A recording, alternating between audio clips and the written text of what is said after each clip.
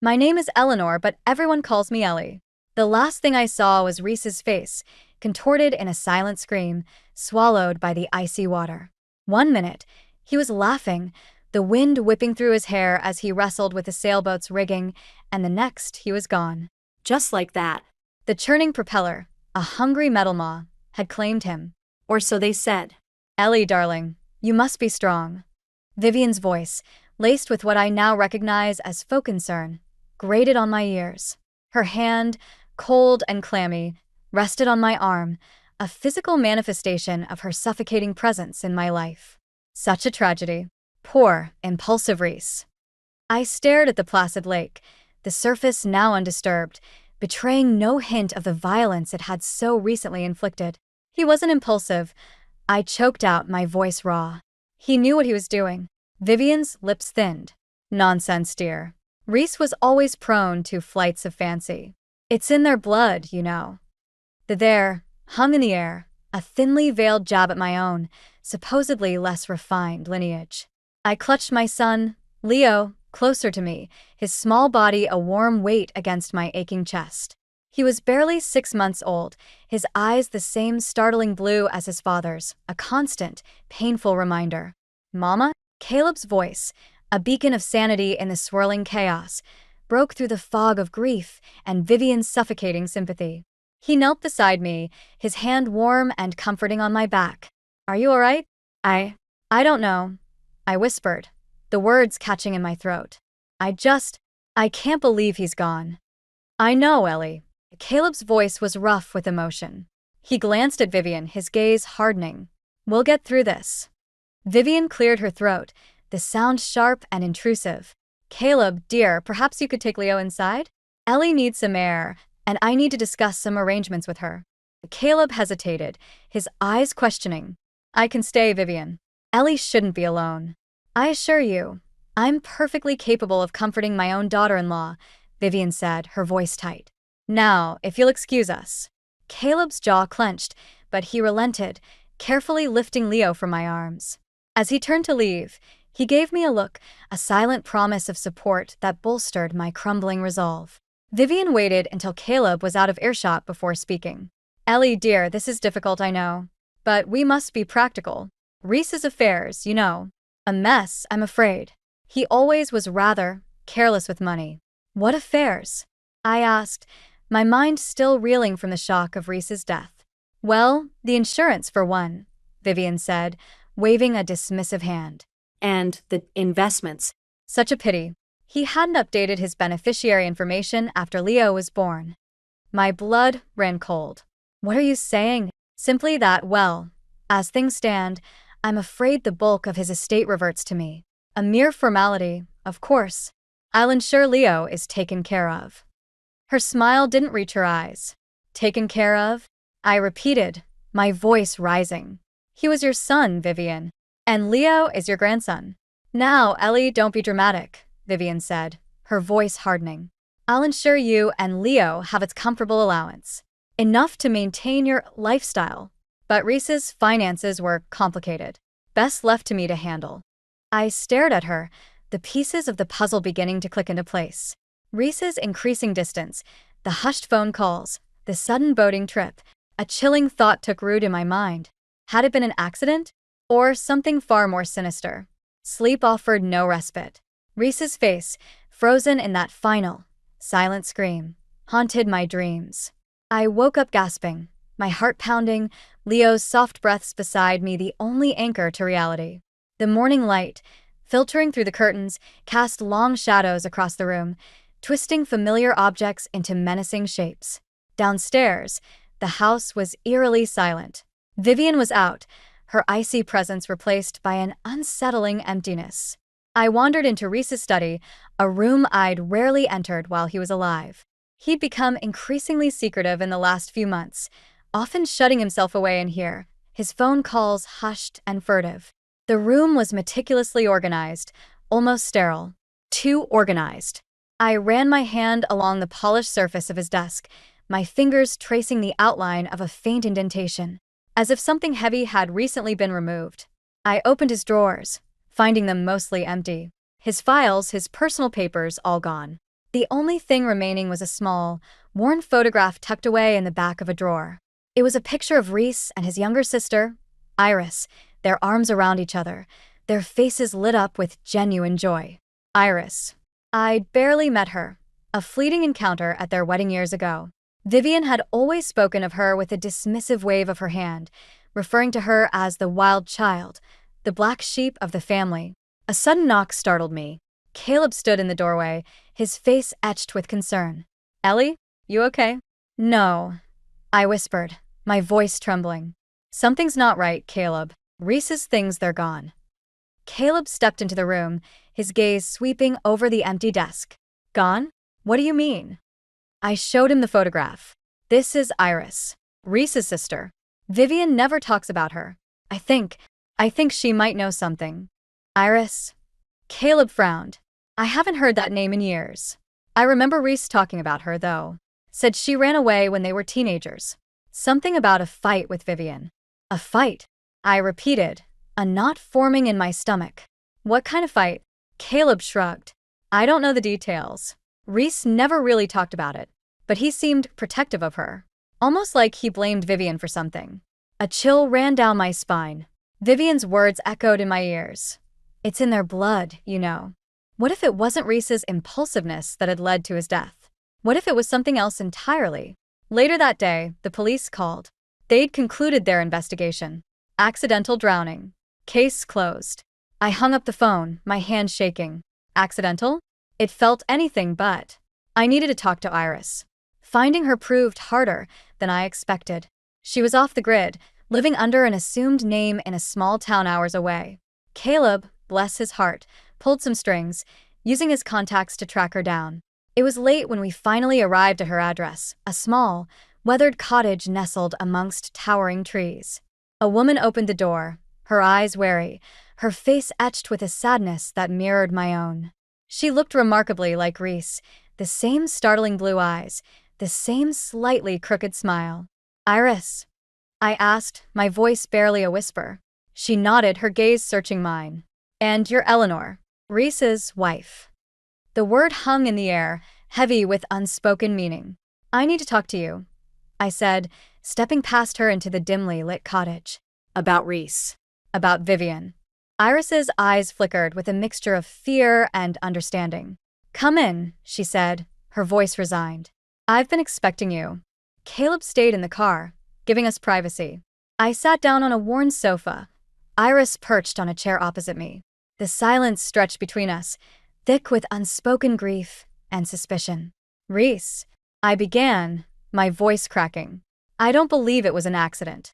Iris sighed, her shoulders slumping. Neither do I. She reached into a drawer and pulled out a small, leather-bound journal, its pages filled with faded ink. Reese sent this to me a few weeks ago, she said, her voice low. He was scared, Ellie. Scared of Vivian. My heart pounded in my chest. Scared of Vivian. The pieces of the puzzle were finally falling into place, forming a terrifying picture.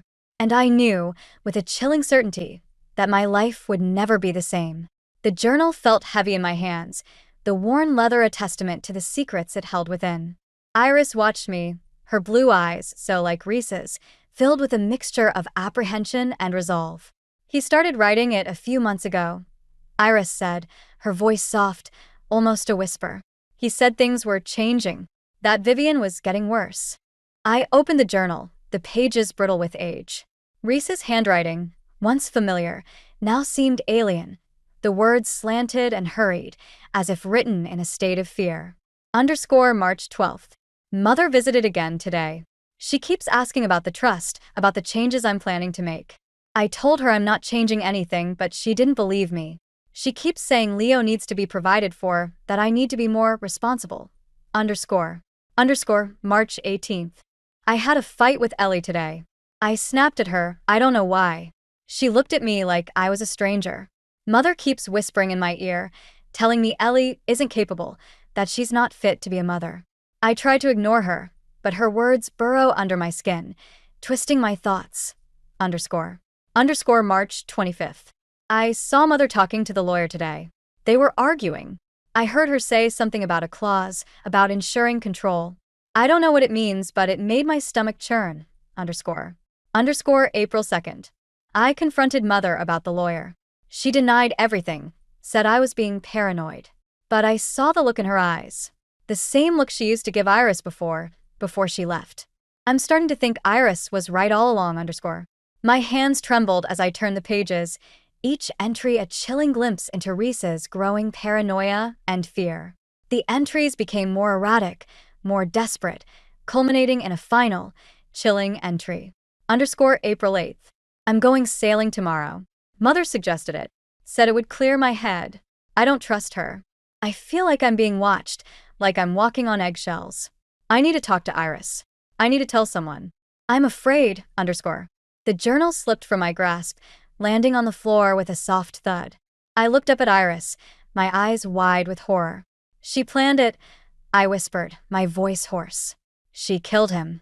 Iris nodded, her face streaked with tears.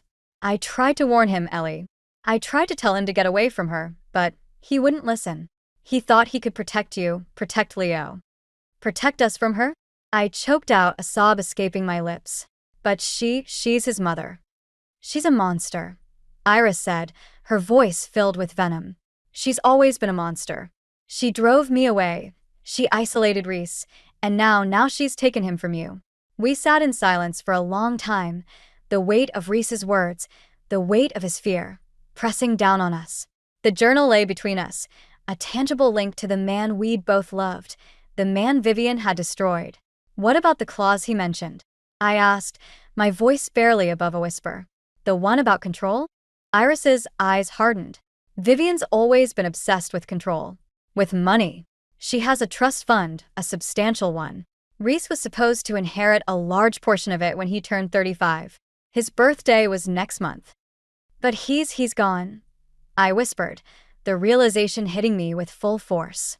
And that means... It means the money goes to Vivian. Iris finished, her voice flat.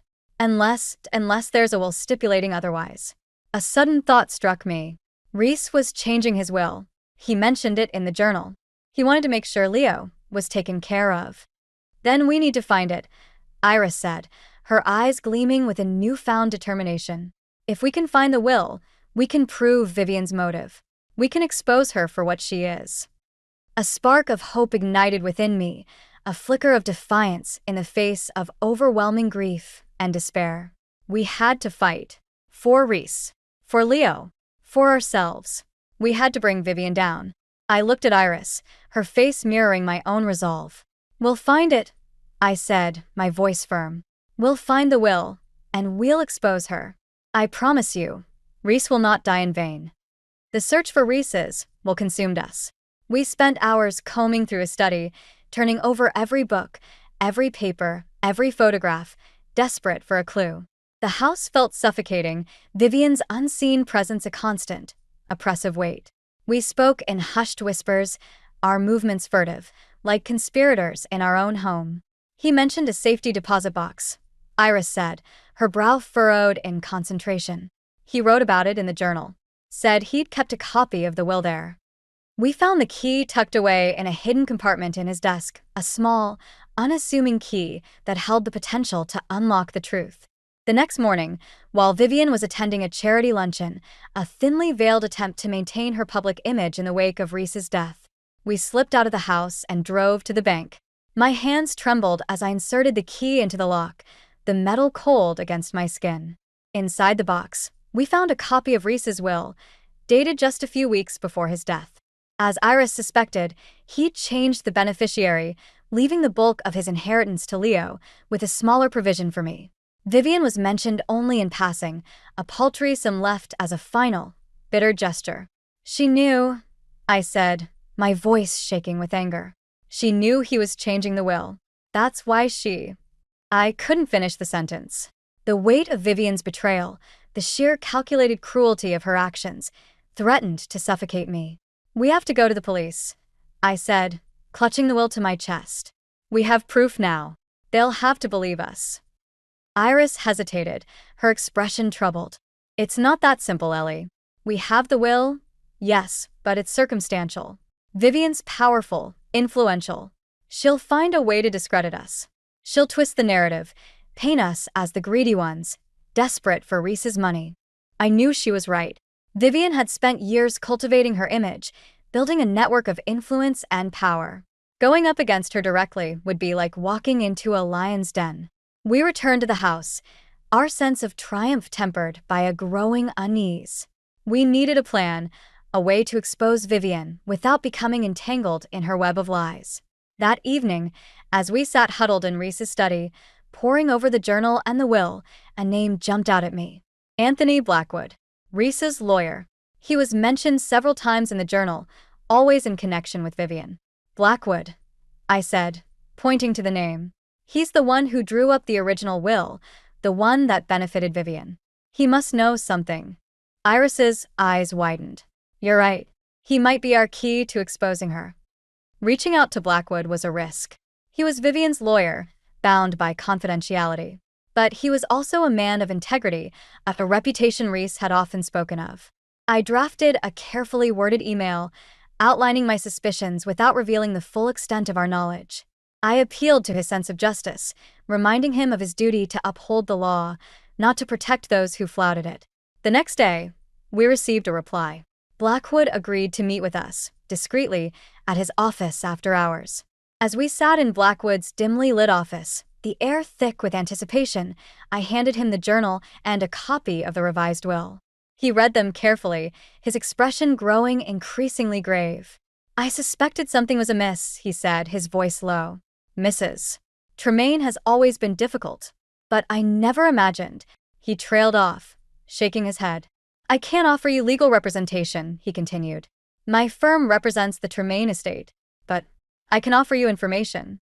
Information that might help you expose the truth.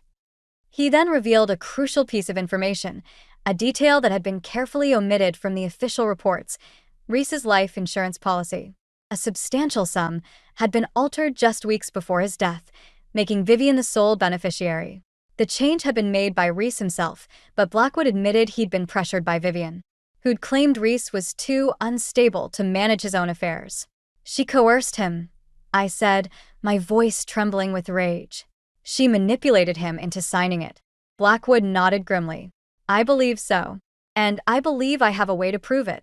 He opened a file on his desk, revealing a series of emails between himself and Vivian. Emails that clearly documented her pressure tactics and her insistence on controlling Reese's finances. We left Blackwood's office that night armed with the ammunition we needed to bring Vivian down. The fight was far from over. But for the first time since Reese's death, I felt a glimmer of hope. Justice, I vowed, would be served. The weight of our knowledge was a heavy burden. We had the will, Blackwood's testimony, and the incriminating emails, all pointing to Vivian's guilt. But the question remained, what to do with this information? Going to the police still felt like a risky move. Vivian's influence ran deep, and I feared she would find a way to wriggle out of the charges, leaving us vulnerable and exposed. I paced Reese's study, Leo asleep in his crib, the rhythmic rise and fall of his chest a small comfort in the swirling chaos of my thoughts. Revenge. The word echoed in my mind, a dark whisper tempting me down a dangerous path. I wanted Vivian to suffer, to experience the same pain she had inflicted on me, on Reese, on Iris. But at what cost? Caleb, ever the voice of reason, urged caution. Ellie, you need to think about Leo, he said, his voice gentle but firm. This could get messy. Do you really want to drag him through a public scandal? Iris, on the other hand, fueled my desire for retribution. She took everything from us, Ellie, she said, her eyes blazing with anger. She deserves to pay. Don't let her get away with it. I was torn. On one side, the desire for justice, the burning need to avenge Reese's death. On the other, the fear of the consequences, the potential fallout for Leo. I was caught in a moral tug-of-war, my conscience battling with my rage. Sleep offered no solace. My dreams were filled with images of Reese, his face contorted in that final, silent scream, his hand reaching out to me, then disappearing beneath the waves. I woke up each morning with a renewed sense of purpose, a fierce determination to make Vivian pay, but also with a gnawing fear of the unknown. One night, as I sat rocking Leo to sleep, a thought struck me. Vivian's greatest asset wasn't her wealth or her influence. It was her reputation. Her carefully crafted image of a grieving mother, a pillar of the community, a philanthropist. That's what we needed to target. I share my idea with Iris and Caleb. I proposed a calculated campaign of exposure, a slow drip of information leaked to strategic individuals, key members of Vivian's social circle, influential journalists, and the local gossip columns. We wouldn't accuse her directly, not yet. We'd let the whispers spread, the doubts fester, the rumors grow until her carefully constructed facade crumbled under the weight of suspicion. Caleb expressed reservations, concerned about the potential legal ramifications. But Iris, her eyes gleaming with a predatory light, embraced the plan wholeheartedly. She thrives on appearances, on the adoration of her peers, Iris said, a cruel smile playing on her lips. Let's see how she fares when they turn their backs on her. Let's strip her bare and expose her for the monster she truly is. We began subtly, planting seeds of doubt. Anonymous tips to the local newspaper about inconsistencies in Reese's death veiled allusions to Vivian's controlling nature. Whispers of financial impropriety. We used burner phones and encrypted emails, careful to leave no trace. Then we escalated. We leaked excerpts from Reese's journal, carefully chosen passages that hinted at his growing fear and paranoia. We released copies of the incriminating emails between Vivian and Blackwood, redacting any identifying information that could lead back to us. The effect was immediate and devastating. Whispers turned to murmurs, murmurs to accusations. Vivian's social circle, once eager to offer condolences and support, began to distance themselves, their smiles strained, their conversations hushed. The local press, initially sympathetic, now started to question the circumstances surrounding Reese's death. Their articles laced with suspicion and innuendo. Vivian, oblivious to the source of the leaks, became increasingly frantic, her public appearances strained, her denials less convincing.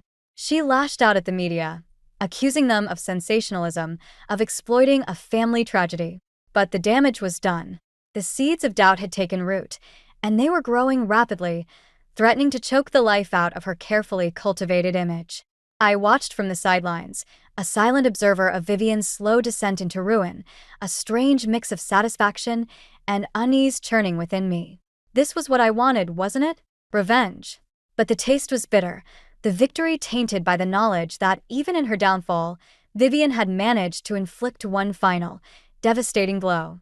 She had forced me to confront the darkness within myself, the capacity for cruelty that I never knew I possessed. And that, I realized, was a burden I would carry with me long after Vivian was gone. The campaign against Vivian gained momentum, fueled by a voracious public appetite for scandal and intrigue. The local newspapers, sensing a shift in public opinion, escalated their coverage, publishing increasingly critical articles questioning the official narrative of Reese's death. The whispers and rumors, once confined to hushed conversations in private clubs and drawing rooms, spilled out into the open, amplified by social media and online forums. Vivian, once the darling of the local society, became a pariah, shunned by her former friends and allies. Her charity galas were sparsely attended, her fundraising efforts met with indifference. Her carefully constructed world, built on a foundation of image and influence, began to crumble around her. I watched her unravel from a distance, a silent observer of her public demise. The satisfaction I had initially felt began to morph into something else, a strange mixture of pity and unease. Yes, she deserved to be exposed, to face the consequences of her actions. But witnessing her downfall, watching her stripped bare of her power and prestige, left me with a hollow feeling, a sense of emptiness that echoed the void left by Reese's absence. One afternoon, as I scrolled through the online news, I came across a particularly scathing article detailing Vivian's alleged financial improprieties, hinting at a pattern of manipulation and deceit that stretched back decades. The article included a photograph of Vivian, her face haggard and drawn, her eyes devoid of their usual fire. She looked old, defeated, a shadow of her former self. A wave of sadness washed over me, a surprising pang of empathy for the woman who had caused me so much pain. I thought of Reese, of the love he had once felt for his mother, of the complex and tangled web of their relationship. And I wondered if, in our quest for revenge, we had become as ruthless and calculating as Vivian herself. That evening, Caleb came to visit. He looked worried, his brow furrowed with concern. "Ellie, this has gone far enough," he said, his voice gentle but firm. "You need to stop." "Stop," I repeated, my voice rising. "She killed Reese, Caleb. Don't you understand? She took him away from us." "I know," Caleb said, his hand reaching out to touch my arm. "But this isn't the way to honor his memory. You're becoming consumed by this, Ellie. It's poisoning you." I pulled away from his touch, my anger flaring. "You don't know what it's like, Caleb. You weren't there. You didn't see his face, hear the fear in his voice." My voice cracked, tears welling up in my eyes. I turned away, unable to bear the weight of his gaze, the silent judgment in his eyes. "I'm doing this for him, Caleb," I whispered, my voice choked with emotion. "For Reese. For Leo." Caleb sighed, his shoulders slumping. "I just don't want you to lose yourself in this, Ellie," he said, his voice filled with concern. "Revenge, it's a dangerous game. It can consume you, destroy you."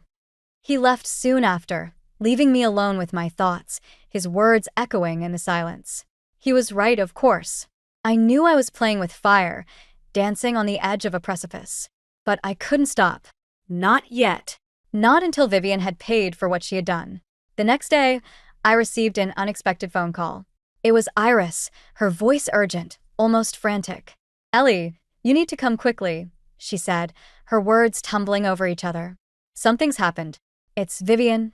My heart pounded in my chest, a premonition of dread washing over me. What had she done? Had she finally cracked under the pressure? Or had she devised a counterattack, a way to turn the tables on us? I grabbed my coat and rushed out of the house, leaving Leo in the care of the nanny, my mind racing with possibilities. My heart filled with a chilling certainty that the game was far from over. I arrived at Vivian's mansion to find chaos. Police cars lined the driveway, their flashing lights painting the manicured lawns with an eerie, pulsating glow. Reporters and photographers swarmed the gates, their cameras clicking and flashing, eager to capture the latest development in the unfolding drama. Iris met me at the door, her face pale, her eyes wide with shock. "Ellie, it's awful," she stammered, pulling me inside. The grand foyer, usually pristine and imposing, was in disarray. Furniture was overturned, vases smashed, a trail of broken glass glittering on the marble floor. A police officer stood guard by the staircase, his expression grim. "What happened?" I asked, my voice barely a whisper. Iris led me into the living room, where a group of officers were huddled together, their voices low and urgent. Vivian's lawyer, Mr. Blackwood, stood off to the side, his face ashen, his hands trembling. She tried to take her own life," Iris whispered, her voice choked with emotion. My blood ran cold. Suicide? It was a desperate act, a final, dramatic gesture from a woman cornered, stripped bare of her power and prestige. I pushed my way through the crowd of officers, my gaze drawn to the figure lying on the sofa, covered by a blanket. A paramedic knelt beside her, checking her vital signs. "She's alive," the paramedic said, his voice calm and reassuring. "But she's lost a lot of blood. We need to get her to the hospital." They lifted Vivian onto a stretcher and carried her out of the house, the throng of reporters and photographers jostling for a better view, their cameras flashing, capturing the ignominious end of Vivian's reign. I stood there, numb with shock, watching as they loaded her into the ambulance, the flashing lights receding into the distance. The air was thick with a strange mixture of relief and regret. Relief that she hadn't succeeded, that she would have to face the consequences of her actions. Regret that it had come to this, that her life, once so carefully orchestrated, had unraveled so completely. "Mr. Blackwood approached me, his expression somber. "Mrs. Hawthorne," he said, his voice low. "I believe this incident changes things." I nodded, understanding dawning. Vivian's suicide attempt, regardless of its motivation, painted her in a new light, a victim, not a perpetrator. It complicated matters, muddied the waters, made it harder to prove her guilt in Reese's death. "The police are likely to close the investigation," Blackwood continued, his voice tinged with resignation. "They'll attribute it to stress, to the pressure of the recent accusations. It's unlikely they'll pursue the matter further." I felt a surge of anger, a sense of injustice. She had manipulated the system, orchestrated her own downfall to escape accountability. And she had succeeded. So she gets away with it? I asked, my voice laced with bitterness. Blackwood sighed, his shoulders slumping. I'm afraid so, Mrs. Hawthorne. The evidence against her, while compelling, is circumstantial. With this latest development, it's unlikely a jury would convict. I stood there, silent, the weight of his words pressing down on me. Vivian had won. She had manipulated the system, played the victim, and escaped justice. As I left the mansion, the crowd of reporters and photographers parted for me, their cameras flashing, capturing my image. My face etched with a mixture of grief and anger. I walked towards my car, the flashing lights of the police cars reflecting in my eyes, a stark reminder of the injustice that had been served. The game was over. Vivian had played her final card, and she had won. But as I drove away, a new resolve hardened within me. She might have escaped legal justice, but she would not escape my judgment. I would find a way to make her pay, to ensure that Reese's death was not in vain. The fight was far from over. It had just begun. The weeks that followed Vivian's suicide attempt were a blur. The media frenzy eventually died down, the public's attention shifting to the next scandal, the next tragedy. Vivian, physically recovered but emotionally shattered, retreated from public life, a recluse in her own gilded cage. I focused on Leo, pouring all my energy into caring for him, his presence a constant reminder of the future I had almost lost. The desire for revenge, once a burning flame, dwindled to a flickering ember. I had come to realize that true justice wasn't about punishment, it was about healing, about rebuilding a life shattered by loss and deceit. One crisp autumn afternoon, I received an unexpected visitor. Iris stood on my doorstep, her face etched with a mixture of sadness and resolve. I'm leaving, Ellie, she said, her voice quiet. I'm going back to where I belong. I knew what she meant. She was returning to the life she had built for herself, far away from the toxic influence of her family, from the memories that haunted her. I understand, I said, my voice catching in my throat. I'll miss you. We embraced, a silent acknowledgement of the bond we had forged in our shared grief and anger. Vivian, she's asked to see you, Iris said, her voice barely a whisper. My heart clenched. See me? After everything she had done, after all the pain she had caused, she wanted to see me? I don't know if I can, I said, my voice trembling. I think you should, Iris said, her gaze steady. Not for her, but for yourself. For Reese. I knew she was right. I needed closure, a final confrontation to exorcise the ghosts that still haunted me. The next day, I drove to Vivian's mansion, my heart pounding in my chest. The house seemed smaller, somehow, less imposing than I remembered. The grandeur had faded, replaced by an air of neglect, of decay. Vivian was waiting for me in the living room, her figure frail and diminished, her face etched with lines of weariness and regret. The fire in her eyes, once so fierce, had been extinguished, replaced by a dull emptiness. Eleanor, she said, her voice weak. Thank you for coming. I sat down opposite her, the silence stretching between us, thick with unspoken words, with the weight of the past. I wanted to apologize, Vivian said, her voice barely above a whisper. For everything. I stared at her, searching for a flicker of sincerity in her eyes, but found only emptiness. Was it a genuine apology? Or another manipulation, a final attempt to control the narrative? I don't believe you, I said, my voice flat. Vivian sighed, a shuddering breath that seemed to drain the last vestiges of life from her. Perhaps not, she said, her voice resigned. But I needed to say it. For Reese. For you. She reached into a drawer and pulled out a small, velvet box. She opened it, revealing a delicate silver locket, its surface engraved with a single initial, R. This was Reese's, she said, her voice trembling. He gave it to me when he was a boy. I want you to have it.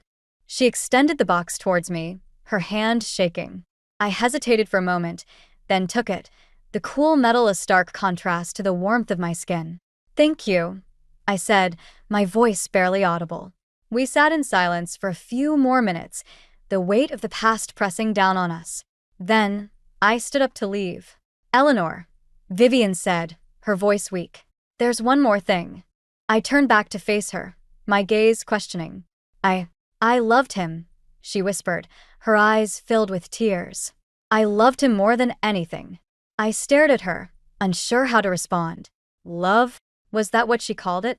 Her twisted, possessive love had destroyed her son, had shattered our lives. I didn't reply. I simply turned and walked away, leaving Vivian alone with her ghosts, with the wreckage of her life. As I drove away from the mansion, I clutched the locket in my hand, the cool metal a tangible link to the past, to the man I had loved and lost. The future stretched before me, uncertain but hopeful, filled with the promise of healing, of forgiveness, of a life rebuilt from the ashes of loss and deceit. The inheritance of lies had finally been broken.